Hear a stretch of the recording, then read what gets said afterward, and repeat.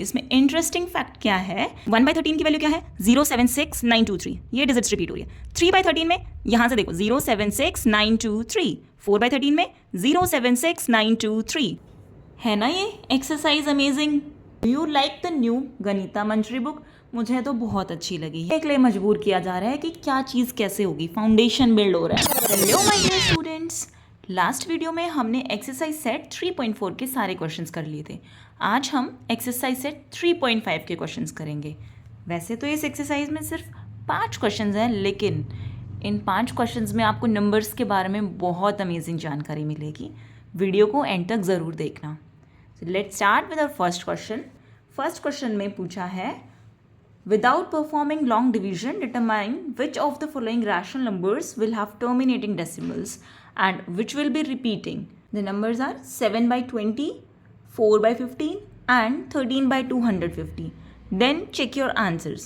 Decimal expansion के लिए क्या रूल होता है कि कोई भी rational number in its simplest form p/q, उसके कॉमन फैक्टर्स 1 होना चाहिए, सिंपलेस्ट फॉर्म में होना चाहिए वो, उसका डेसिमल टर्मिनेटिंग होगा if the prime factorization of denominator q is of the form 2 की पावर n into 5 की पावर m. It means कि जो हमारा डिनोमिनेटर है उसका जब हम फैक्टर करेंगे तो उसकी जो फैक्टराइजेशन है उसमें सिर्फ डिनोमिनेटर में हमारी 2 या 5 की पावर्स होनी चाहिए, चाहे 2 की हो चाहे 5 की हो या दोनों की हो। लेकिन 2 और 5 के अलावा कोई और नंबर अगर आ रहा है तो वो हमारा जो डेसिमल एक्सपेंशन है वो नॉन टर्मिनेटिंग रिपीटिंग होगा। अगर आप फर्स्ट पार्ट चेक करते हैं 7/20, अगर हम यहाँ पे अब 20 का फैक्टराइजेशन करते हैं तो ये आता है 2 × 2 × 5, यानी कि 2 की पावर 2 और 5 की पावर 1। अब देखो 2 की पावर 2 और 5 की पावर 1, 2 और 5 के अलावा और कोई नंबर नहीं आ रहा है ना यहाँ पे। इट मीन्स ये जो हमारा डेसिमल एक्सपेंशन है ये टर्मिनेटिंग होगा। Since the only prime factors are 2 and 5, therefore 7/20 is terminating. अब लास्ट में इसमें बोला है चेक योर आंसर। ना चेक करने के लिए इसको हम एक्चुअल में डिवाइड करके चेक करेंगे। अभी देखो डिनोमिनेटर में 20 है, सो 20 इज आवर डिवाइजर, बाहर आएगा 20, ठीक है। 20 को अंदर मत लिखना, 7 छोटा नंबर है, 20 से डिवाइड नहीं होता, तो हम यहाँ पे पॉइंट लगा के 0 लिख सकते हैं। सो 20 नहीं जा रहे हैं, 0 point.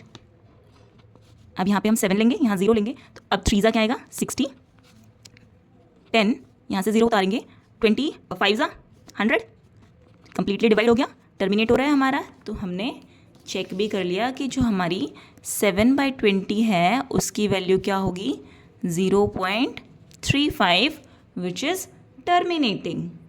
Second is we have 4/15, denominator में 15 है, इसको अगर हम इसके फैक्टर्स करें तो 3 और 5, 15 के फैक्टर्स होंगे 3 and 5। हमने पढ़ा था कि अगर किसी भी फ्रैक्शन को टर्मिनेट करना है तो जो डिनोमिनेटर है उसके जो फैक्टर्स हैं वो सिर्फ 2 और 5 की टर्म्स में होने चाहिए, बट यहाँ पे 3 भी आ रहा है। So the presence of 3 means it is non terminating repeating. It means it is non terminating repeating. अब इसको एक्चुअल डिवाइड करके हम चेक कर लेते हैं। 15 डिनोमिनेटर में है तो 15 को यहाँ लिखेंगे, 4 न्यूमरेटर में, 4 अंदर जाएगा, ठीक है। यहाँ पे पहले आ जाएगा 40 लेंगे, 4 नहीं जा रहा है तो हम लिखेंगे 0, एक 0 उतारेंगे। अब 15 6 90 होता है, फिर से 10 आ जाएगा और फिर एक 0 उतारेंगे, अगेन 100 हो गया, फिर 15 6 90। सो अब बार बार 100 आता जाएगा और ये वैल्यूज़ हमारी क्या है 6 वैल्यू रिपीट होता जाएगा। तो यहाँ पे हमने चेक भी कर लिया कि यहाँ पे हमारा 3 आ गया था इसके फैक्टर में, तो इसीलिए हमने बताया था ये नॉन टर्मिनेटिंग रिपीटिंग है, और यहाँ पे हमने चेक भी कर लिया। Third is 13/250। अब देखो 250 का जो फैक्टराइजेशन है वो क्या आया 2 × 5 × 5 × 5, दैट इज़ 2 की पावर 1 और 5 की पावर 3। अब ये सिर्फ 2 और 5 की टर्म्स में है, इसीलिए ये हमारा जो डेसिमल एक्सपेंशन है वो क्या होगा टर्मिनेट हो जाएगा। अब इसको चेक करने के लिए हम एक्चुअल डिवीजन परफॉर्म कर सकते हैं। 250 बाहर आएगा, 13 को हम अंदर लिखेंगे, 0 अगेन 130 भी छोटा हो जाएगा तो पॉइंट के बाद फिर से एक 0 आएगा। 1300 अगर लेते हैं 55 1250 होता है, इसको सब्ट्रैक्ट करेंगे 550 आएगा, एक जीरो उतारेंगे 500, 2 जा 500। सो ये कम्प्लीटली हमारा डिवाइड हो गया। So therefore 7/20 and 13/250 are terminating decimals and 4/15 is non-terminating decimal. Now next question is perform the long division for 1/13. Identify the repeating block of digits. Does it show cyclic properties if you evaluate 2/13? Now compute 3/13, 4/13 etc. What do you notice?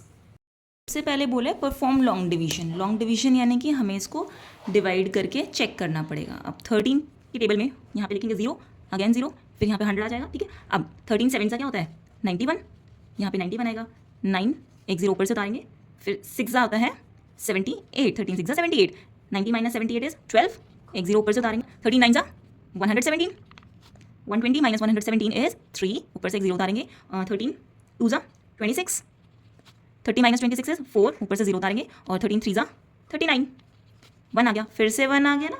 इसका मतलब क्या है कि अब ये जो cycle है ये हमारी फिर से रिपीट होने लग जाएगी। सो जो 13 है उसको हमने लॉन्ग डिवीजन करके परफॉर्म करा, तो हमारे पास जो रिपीटिंग ब्लॉक है वो क्या आया 0 7 6 9 2 3। अब देखो कैसे, यहाँ पे नहीं आ रहा ना, 1 नहीं जा रहा ना, तो यहाँ पे फिर से क्या आ जाएगा 0। हमने जब यहाँ पे 10 उतारा तो फिर से 0 आ जाएगा, ठीक है। ऊपर से एक 0 उतारेंगे, फिर 91 पे जाएगा, फिर से 7 आ जाएगा, फिर ये वापस रिपीट होना शुरू हो गया ना। तो 1/13 का रिपीटिंग ब्लॉक बनेगा 0 7 6 9 2 3। इसके बाद से ये सारी डिजिट्स फिर से रिपीट होगी। नाउ अगर हम 2/13 को कैलकुलेट करें तो 2/13 को हम लिख सकते हैं 2 × 1/13। 2/13 को हम लिख सकते हैं 2 × 1/13। तो हमें प्रॉपर डिवाइड नहीं करके देखना पड़ेगा, ये जो वैल्यू है इसको हम 2 से मल्टीप्लाई करेंगे, बट ध्यान रखना इधर से मल्टीप्लिकेशन नहीं करना, इधर से मल्टीप्लिकेशन करना, ठीक है। तो जब हम 2 से मल्टीप्लाई करेंगे जो हमारी वैल्यू है वो आएगी 0.153846। देखो यहाँ पे different set of digit repeat हो रहा था और यहाँ पे अलग सेट ऑफ डिजिट रिपीट हो रहा है। सो अगर हम कंप्यूट करें, ये वैल्यूज़ मैंने पहले से कैलकुलेट करके रखी है, आप दोबारा से खुद कैलकुलेट करके देखना। अब देखो इसमें इंटरेस्टिंग फैक्ट क्या है, 1/13 की वैल्यू क्या है 076923, ये डिजिट्स रिपीट हो रही है। 3/13 में यहाँ से देखो 076923, 4/13 में 076923, 9/13 में 076923, 10/13 में 076923, 12/13 में 076923, है ना अमेजिंग। सेम नंबर्स इसमें रिपीट हो रहे हैं। अब जो बीच में नंबर रह गए उनका क्या, वो डिफरेंट सेट ऑफ साइकिल है, उसका भी देखते हैं। चलो अब देखो 2/13 है, इसमें जो सेट ऑफ डिजिट्स रिपीट होंगी वो होंगी 153846। सिमिलरली 5/13 में देखो 384615। अब अगर हम इसको देखें तो 153846। सिमिलरली 6 वाला 153846। तो यहाँ पे देखो 2 साइकिल्स बनेंगी और हर एक साइकिल में 6 नंबर्स होंगे, 1 2 3 4 5 6, 1 2 3 4 5 6। What do you notice from this? All multiples of 1/3 falls into 2 cycles. One is this and another one is this. And second is digit rotation. The decimals are cyclic rotation of same sequence. जैसे कि हमने अभी देखा यहाँ पे 076923 repeat हो रहा था और इस वाले सेट में 153846 रिपीट हो रहा था, है ना amazing. Now let's move on to question number 3. Question number 3 is classify the following numbers as rational और इरैशनल. फिर यहाँ कुछ नंबर्स दिए हुए हैं और लास्ट में बोला है find the explicit fractions in case they are rational. यानी कि अगर वो नंबर्स रैशनल है तो हमें उन्हें फ्रैक्शन में भी रिप्रेजेंट करना है, ठीक है. So first is root 81. 81 को हम लिख सकते हैं 9 × 9, ठीक है. 9 9 × 81 होता है. अब अगर रूट के अंदर 2 नंबर हो तो वो जब रूट के बाहर आते हैं तो वो सिंगल नंबर बन जाते हैं. या फिर हम इसको ऐसे भी कर सकते हैं कि 81 जो होता है उसको हम 9 का स्क्वायर भी लिख सकते हैं और स्क्वायर से हमारा रूट कैंसिल हो जाएगा और ये वैल्यू आ जाएगी हमारी 9, ठीक है. सो अब ये इसको हम p/q की फॉर्म में रिप्रेजेंट कर सकते हैं. कैसे 9/1, ठीक है. This is our fraction form. Second part is √12. √12 को हम लिख सकते हैं 4 × 3. अब जब 4 रूट से बाहर आ जाएगा तो ये बन जाएगा 2√3. ये कैसे आया देखो, 4 × 3. ये स्टेप तो समझ में आया होगा ना. √12 को हमने 4 3 लिख दिया. अब हमारे पास एक प्रॉपर्टी होती है कि √AB को हम लिख सकते हैं √A × √B. 4 √4 × √3. जब √4 हमारा रूट से बाहर आएगा, इसको हम लिख देंगे 2 का स्क्वायर का होल रूट, और ये हमारा √3 रहेगा, ठीक है. जब ये बाहर आएगा तो ये 2 बन जाएगा और ये 3 बचेगा, ठीक है. यहाँ पे आएगा हमारा √3. ये वाला हमारा क्या था, rational. Second part is irrational, because √3 हमारा इर्रेशनल नंबर होता है, और कोई रैशनल नंबर जब हम इर्रेशनल से मल्टीप्लाई करते हैं तो वो वैल्यू हमारी इर्रेशनल आती है, ठीक है. Now third part is 0.333. ये नंबर कैसा है देखो, 333 बार बार आ रहा है ना, यानी कि हमारा जो 3 है वो क्या हो रहा है, रिपीट हो रहा है. ये नंबर्स रिपीट हो रहे हैं बट टर्मिनेट नहीं हो रहे. जो नंबर्स नॉन टर्मिनेटिंग रिपीटिंग होते हैं वो कौन से नंबर्स होते हैं, रैशनल नंबर्स, ठीक है. सो 0.333 इज रैशनल. अब इसको हमें फ्रैक्शन में रिप्रेजेंट करना है. फ्रैक्शन में रिप्रेजेंट करने के लिए हम लेट x इक्वल्स टू 0. इस नंबर को हम x के इक्वल रखेंगे. इसको फर्स्ट इक्वेशन मानते हैं. Now multiply both side by 10 से मल्टीप्लाई करना है. अच्छा, 10 से क्यों मल्टीप्लाई करना है हमें यहाँ पे, बिकॉज यहाँ पे जो हमारा नंबर है जो रिपीट हो रहा है वो क्या है, 3. तो सिंगल नंबर रिपीट हो रहा है. जब एक नंबर रिपीट होता है तो हम 10 से मल्टीप्लाई करते हैं. तो दोनों तरफ हमने जब 10 से मल्टीप्लाई किया तो ये तो हो जाएगा 10x, और ये हो जाएगा 10 × 0.333. अब जब किसी नंबर को हम 10 से मल्टीप्लाई करते हैं जो कि डेसिमल नंबर होता है, तो वो हमारा बन जाता है 3 यानी कि उसका डेसिमल एक डिजिट राइट साइड शिफ्ट हो जाता है, ठीक है. अगर 100 से करते तो ये decimal 2 digit right side shift होता, ठीक है. तो 10x इक्वल्स टू 3.333 आ गया. ये आ गई हमारी equation 2. Now subtract equation 2 and equation 1. So we will get 10x minus x equals to 3.333 minus 0.333. 10x में से x गया 9x, और ये वाली वैल्यू हमारी बचेगी 3. कैसे आया देखो, 3.333 और 0.333 ऐसे ना. अब माइनस करेंगे हम, ये 0 ये 0 ये 0 और 3 - 0 इज़ 3, ठीक है. सो ये वैल्यू हमारी आ गई 3. यहाँ तक समझ में आया. अब देखो x equals to 3/9 cancel out करेंगे तो ये बन जाएगा हमारा 1/3, ठीक है. तो हम 0.333 को फ्रैक्शन में कैसे रिप्रेजेंट कर सकते हैं, 1/3. Fourth part is 0.12345 12345 12345. इसमें देखो क्या हो रहा है, 12345 हमारा बार बार रिपीट हो रहा है और ये टर्मिनेट नहीं हो रहा है, तो it means it is rational number, है ना. अब रैशनल है तो हमें इसे p/q की फॉर्म में रिप्रेजेंट करना पड़ेगा.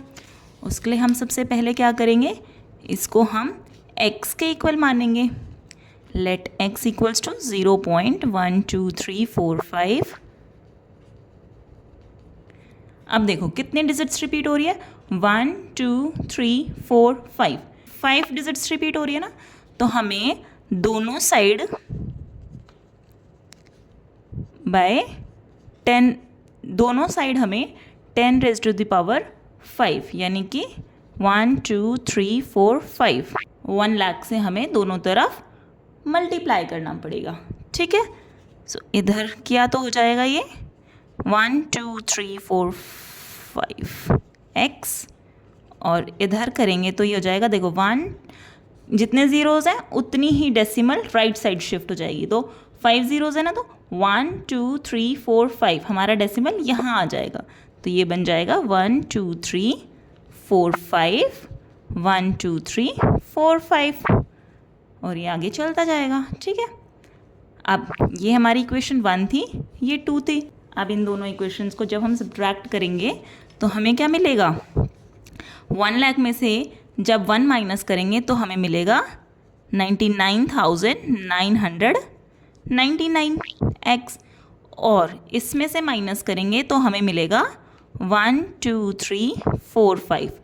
पॉइंट के बाद सेम वैल्यू है ना दोनों तरफ, तो ये कैंसिल आउट हो जाएगी। रफ वर्क में आप करके देखना। ठीक है, अब x की वैल्यू हमारी क्या आ जाएगी, 1 2 3 4 5 डिवाइडेड बाय 99,999। अब अगर हम इनको सिंपलेस्ट फॉर्म में लिखें तो कैंसिल आउट होने के बाद किसकी टेबल से जाएंगे, ये 3 की टेबल से। अगर हम 3 की टेबल से इन्हें कैंसिल आउट कर दें तो ये वैल्यू हमारी आएगी 4115/3333। ठीक है, सो दिस इज रैशनल। ये सब्ट्रैक्शन समझ में आया ना कैसे किया है, जैसे हमने इस क्वेश्चन में किया था ना, वैसे ही आप इसको लिख के फिर ट्राई करना। Okay, fifth part is 1.01001001 4 times 01। अब देखो ये नंबर टर्मिनेट तो नहीं हो रहा है, बट क्या ये रिपीट हो रहा है, नहीं, ये नंबर रिपीट भी नहीं हो रहा। लास्ट 2 क्वेश्चंस में हमने देखा था वो नंबर्स रिपीट हो रहे थे, 0.333 3 रिपीट हो रहा था, 1 2 3 4 5 का ब्लॉक रिपीट हो रहा था नेक्स्ट पार्ट में। लेकिन इसमें देखो 01 है, फिर 001 है, फिर 0001 है, फिर 4 टाइम्स 01 है, फिर 5 टाइम्स 01 आएगा। तो नंबर्स रिपीट नहीं हो रहे हैं और ना ही ये टर्मिनेट हो रहा है। तो इसका मतलब ये क्या है, नॉन टर्मिनेटिंग नॉन रिपीटिंग। और non terminating non repeating numbers कैसे होते हैं, irrational. Therefore, it is non-terminating, non-repeating, hence it is irrational number. Sixth part is 23.5601856122398747900120. अब देखो क्या ये नंबर रिपीट हो रहा है कहीं से, नहीं। क्या ये टर्मिनेट हो रहा है, हाँ। अब क्योंकि ये नंबर टर्मिनेट हो रहा है, therefore it is rational number. अब इसे हमें p/q की फॉर्म में रिप्रेजेंट करना है। जो पहले क्वेश्चन किए थे हमने, उनमें तो हमने p/q के फॉर्म में करने के लिए 10 से मल्टीप्लाई करके और फिर सब्ट्रैक्ट करके किया था। लेकिन इसमें कैसे करना है, देखो अगर मैं आपको बोलूँ 1.92 है, इसको आप डेसिमल में रिप्रेजेंट करो, तो आप क्या करते हो, डेसिमल को हटा के 192 एज इट इज़ लिखते हो, और जो पीछे जितनी डिजिट्स होती हैं उतने ही नीचे हम 0 लगा देते हैं। तो ये हमारा हो गया ना p/q की फॉर्म में। तो ऐसे ही हम इसमें करेंगे। अब ये नंबर है, इसके पीछे ये कितने डिजिट्स है, लेट्स काउंट, 1 2 3 4 5 6 7 8 9 10 11 12 13 14 15 16 17 18 19 20 21। तो 21 डिजिट्स है ना पीछे। तो हम इस नंबर को एज इट इज़ लिखेंगे, पूरा नंबर 560 जहाँ तक भी जा रहा है ये 120, और नीचे हम लिखेंगे 10 raised to the power 21। ठीक है, अब ये हो गया हमारा p/q की फॉर्म में। ओके, अगर आपको यहाँ तक अभी सब कुछ समझ में आ रहा है तो प्लीज़ सब्सक्राइब करें चैनल को, ताकि नेक्स्ट वीडियो आपसे मिस ना हो। Now next question is question number 4। Question number 4 the द नंबर 0.9 bar which means 0.999 the rational number using algebra explain why 0.9 bar is exactly equal to 1। देखो 0.9 बार एक रैशनल नंबर है, ये तो हमें क्वेश्चन में ही उन्होंने दे रखा है, लेकिन हमें इसे प्रूव करना है कि ये जो रैशनल नंबर है ये हमारा इक्वल टू 1 है। So first let x equals to 0.999। This is our first equation. अब यहाँ पे कितनी डिजिट्स रिपीट हो रही है, सिंगल डिजिट, दैट इज 9। तो हम इस इक्वेशन को किससे मल्टीप्लाई करेंगे, मल्टीप्लाई बोथ साइड बाय 10।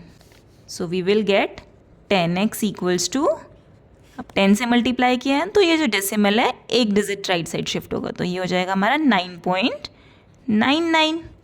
अब देखो इस 999 को क्या मैं ऐसे लिख सकती हूँ, 9.000 प्लस 0.999 लिख सकते हो ना। अभी हमारा वापस वही बन जाएगा ना, है ना। तो मैंने इसको ऐसे लिख दिया 10x इक्वल्स टू 9.000 प्लस 0.999। ठीक है, अब क्या करेंगे, देखो ये हमारा 10x है, ये हमारा 9.009 के इक्वल आ गया, प्लस इसको हमने यहाँ पे x सपोज किया था तो हम इसको x लिख सकते हैं। Now 10x minus x equals to 9, 10x minus x is 9x equals to 9. Therefore, x equals to 9/9. This implies that x is equals to 1. Hence, proved. यहाँ से हमें पता चलता है कि जो हमारा 0.9 बार है वो एग्जैक्टली 1 के इक्वल है। इसको हम एक और वे में प्रूव कर सकते हैं। देखो, हमें पता है 1/3, हमने लास्ट क्वेश्चन में किया था ना, 0.33 की वैल्यू 1/3 आई थी, है ना। अब दोनों तरफ अगर हम 3 से मल्टीप्लाई कर दें तो हमें क्या मिलेगा, 3 इंटू 0.33। इस 3 से एक 3 कैंसिल हो जाएगा, यहाँ 1 बचेगा, और इसको जब 3 से मल्टीप्लाई करेंगे तो ये वैल्यू हमारी 0.999 हो जाएगी। ये 3 से 3 कैंसिल हो जाएगा, यहाँ 1 आ जाएगा, और ये जब 3 से मल्टीप्लाई करेंगे तो 3 3 ज़ा 9, तो ये वैल्यू हमारी ये हो जाएगी।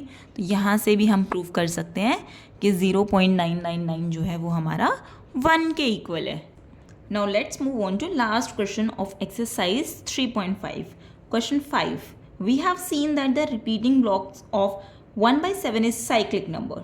Try to find more numbers whose reciprocals produce decimals with repeating blocks that are cyclic. देखो, ये हमने क्वेश्चन 2 में पढ़ा था ना, repeating blocks that are cyclic क्या होते हैं। यहाँ पे देखो, जब हमने 1/13 किया था तो हमारी वैल्यू आई थी 0.76923। फिर सिमिलरली हमने 3/13 किया था तो हमारी वैल्यू आई थी 0.76923। सेम वैल्यूज़ आ रही है ना, तो सेम वैल्यूज़ रिपीट हो रही है, और सारे नंबर्स वही हैं, 0 फिर 7 फिर 6 फिर 9 फिर 2 फिर 3, यानी कि 0 से स्टार्ट हो रहा है और 3 पे ख़त्म हो रहा है ना। तो ये साइक्लिक है। साइक्लिक क्या होता है, एक साइकिल पूरी, जहाँ से शुरू हुआ, एक साइकिल पूरी होती है जहाँ से शुरू हुआ वहीं पे ही जाके ख़त्म हो रहा है वो नंबर। ठीक है, और रिपीटिंग ब्लॉक्स यानी कि ये वाला ब्लॉक बार बार रिपीट हो रहा है। ठीक है, ऐसे ही हमारे पास 1/7 में होता है। 7 में 1 4 2 8 5 7 ये नंबर्स का ब्लॉक जो है रिपीट होता है। अब अगर हम 2/7 निकालें तो इसको हमें 2 से मल्टीप्लाई करना पड़ेगा। 2 से मल्टीप्लाई करने पे क्या आएगा, 2 8 5 7 1 4। अब देखो, 1 4 2 8 5 7 था, यहाँ पे भी 1 4 2 8 5 7 1 4 2 8 5 7 1 4 2 8 5 7। सिमिलरली सारे यहाँ तक सेम ब्लॉक्स रिपीट हो रहे हैं ना, और ये साइक्लिक भी है। अब क्या तुम देख सकते हो, जब हमने 1 को 13 से डिवाइड किया तब हमारे पास साइक्लिक आ रहा था, है ना। 1 को हमने 7 से किया तब भी हमारे पास साइक्लिक आ रहा था, है ना। तो जो प्राइम नंबर्स होते हैं उनको जब हम 1 को प्राइम नंबर से डिवाइड करते हैं तो हमारे पास साइक्लिक ब्लॉक्स बनते हैं। ठीक है, तो क्या हम और नंबर्स बता सकते हैं ऐसे ही। 1/7 के बाद क्या हो गया, 1/13, है ना। ऐसे ही अगर हम 19 को 1 से डिवाइड कर दें तो 1/19 हो जाएगा। सिमिलरली 23 को 17 को कर सकते हैं, 17 is also a prime number, तो ये भी हमारा रिपीटिंग ब्लॉक होगा और साइक्लिक भी होगा। 23, this is also repeating block and cyclic number. So जितने भी प्राइम नंबर्स हैं they generate cyclic numbers when divided by 1। अच्छा, एक और चीज़ देखो, अगर सपोज करो हमारे पास p एक प्राइम नंबर है तो वो p-1 तक ही हमारी साइकिल जनरेट करेगा। जैसे 7 एक प्राइम नंबर था तो 7 - 1 6, जब हमारा न्यूमरेटर में 6 आया तब तक ही उसकी साइकिल जनरेट हो रही है। जैसे ही 7 आ जाएगा उसके बाद वो 1 आ जाता है ना, तो हमारी जो साइकिल जनरेट होगी वो p-1 तक होगी। ऐसे ही 13 की हमने चेक की थी, कहाँ तक थी, 12/13 तक थी, है ना। ये एक्सरसाइज अमेजिंग। बहुत सारी नई चीज़ें यहाँ पे आपको सीखने को मिली है। साइक्लिक, परम्यूटेशन, ये सारी चीज़ें आप मैथ्स में हायर क्लासेस में पढ़ोगे। सो अभी ये सिर्फ आपका बेस बनाने के लिए है। Do you like the new Ganita Manjari book? मुझे तो बहुत अच्छी लगी। यहाँ पे आपको सिर्फ क्वेश्चंस नहीं रटने होते, इस बुक में आपको सोचने के लिए मजबूर किया जा रहा है कि क्या चीज़ कैसे होगी, फाउंडेशन बिल्ड हो रहा है। नाउ अगर आपको इस एक्सरसाइज में या कहीं पर भी कोई डाउट है तो कमेंट ज़रूर करना और सब्सक्राइब ज़रूर करना। Thank you, see you in the next video.